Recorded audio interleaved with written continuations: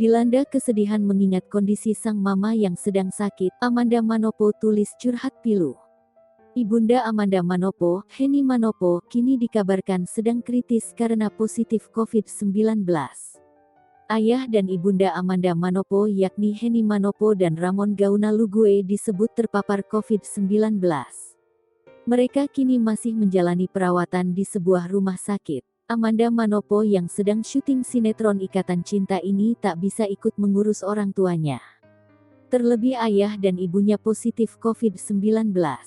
Kesedihan terlihat di wajah Amanda Manopo saat syuting. Banyak doa mengalir untuk orang tua mantan kekasih Billy Syahputra ini.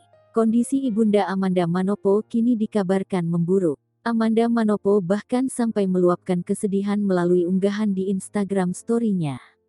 Melansir dari story Instagram Rico Richardo, manajer Amanda Manopo mengungkap kondisi Henny Manopo Lugue tadi malam, di mana Rico mengiringi mobil ambulans yang diduga membawa Henny Manopo mendapat perawatan serius. Hingga pagi ini, Rico Richardo terus menuliskan doa-doa dari ayat Injil untuk kesembuhan Henny Manopo ibunda Amanda Manopo, Kamis, tanggal 22 Juli tahun 2021. Sementara dari story Instagramnya, Amanda Manopo menulis curhatan sedih lantaran tak bisa menemani sang ibu. Amanda Manopo meminta maaf dan berharap sang ibu bisa kuat melewati masa kritis ini.